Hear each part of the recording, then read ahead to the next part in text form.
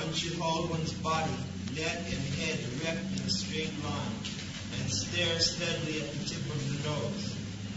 Thus, with an unagitated, subdued mind, devoid of fear, completely free from sex life, one should meditate upon me within the heart and make me the ultimate goal of life.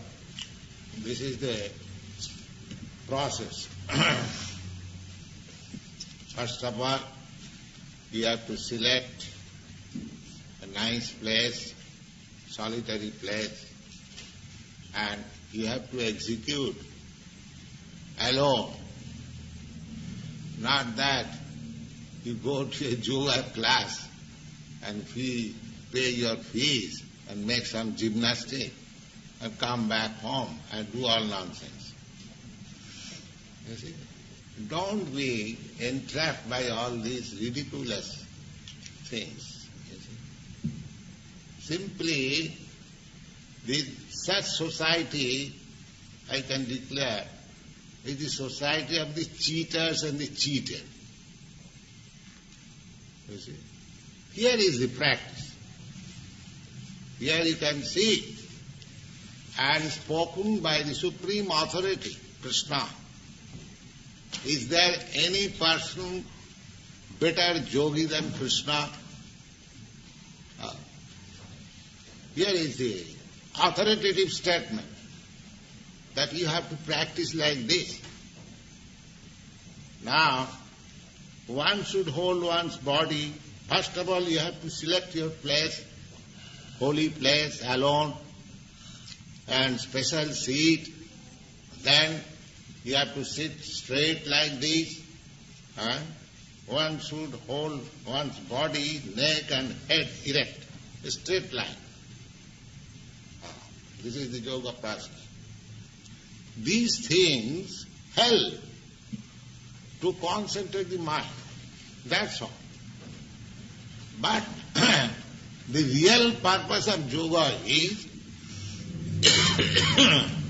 to keep Krishna always within yourself. Here it is stated that one should hold one's body, neck and head erect in a straight line and stare steadily at the tip of the nose. Now, here, you have to see. And if you close meditation, you sleep. I have seen so many so-called meditators, they're sleeping. I have seen it. Because as soon as you close your eyes, it is natural that you feel sleepy. You see, that part, half closed. You have to see, that is the process. You have to see the tip of your nose, two eyes. Thus, with unagitated mind, this process will help your mind to be fixed up. Unagitated mind, subdued mind, devoid of fear. Yes. Because you have to, generally the yogis, they used to practice in jungle. And if he's thinking, oh, some tiger is coming or not, or what is that? Or some snake is coming. Because you have to sit down alone in a jungle. You see. There are so many animals, tigers and deers and snakes. So, therefore it is specially stated, devoid of fear. Devoid. The skin of deer is specially used in yogasana because it has got some medical effect that snakes do not come. If you sit down on that particular skin, the snakes and reptiles will not come there. That is the purpose. It will not be disturbed. Devoid of fear, completely free from sex life. You see, if you indulge in sex life, you cannot fix up your mind in anything. That is the effect of brahmachari life. If you remain brahmachari without sex life, then you can be determined. Just like we have seen a practical example of Mahatma Gandhi in India. Now, he started a movement, non-violent, non-cooperation.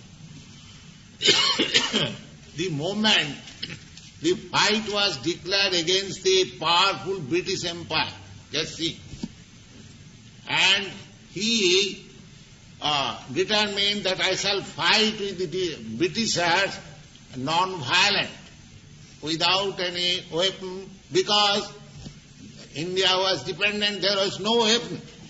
And several times it was attempted by armed revolution. But these Britishers are more powerful, they cut down. So Gandhi, he invented this method that I shall fight with the Britishers, even they become violent, I shall not become violent, so I shall get world sympathy. So this was his plan. He was a great statesman. But his determination was so fixed up because he was a brahmachari. At the age of 36 years, he gave up. He had his wife, but he gave up his sex life. He was a family man. He had children, he had his wife. But from the age of 36, young man, 36-year-old, he gave up sex life with his wife. That made him so determined that I shall drive away these Britishers from the land of India, and he did it. You see? And he actually did it.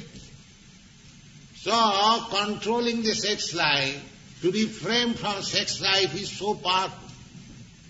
Even if you don't do anything, if you simply restrain your sex life, you become a very powerful man. People do not know the secret. So, anything you do, if you want to do it with determination, you have to stop sex life. That is the secret. So, any process, take Vedic process. Either you take yoga process or bhakti process or jnana process, in no process sex indulgence is allowed. No. Sex indulgence is only allowed family life just to beget very nice children. That's all. Sex life is not for sense enjoyment. Although there is enjoyment by nature, unless there is enjoyment, why one should take responsibility of family life? That is the secret of nature's gift. But we should not take advantage of it. These are the secrets of life. These are the secrets of life. So yoga practice, such a nice thing. If you indulge in sex life, this is simply nonsense. Simply nonsense. And if anyone says that you go on with your sex life as much as you like, at the same time you become a yogi, simply pay my fees, I give you some miracle mantra. These are all nonsense. They are all nonsense. But we want to be cheated. We want to be cheated. We want something sublime, very cheap. That means we want to be cheated. If you want very nice thing, you must pay for it. No, I shall go to a store. Sir, I can pay you 10 cents. You give me the best thing. How can you expect by 10 cents? If you want to purchase some value, if you want to purchase gold, then you have to pay for it. Similarly, if you want perfection in yoga practice, then you have to pay for it like this. Don't make it childish affair. That is the instruction of Bhagavad Gita. If you make it childish affair, then you will be cheated. And so many cheaters are ready to cheat you and take your money and go out. That's all. Here is the statement, authoritative statement. Free from sex life.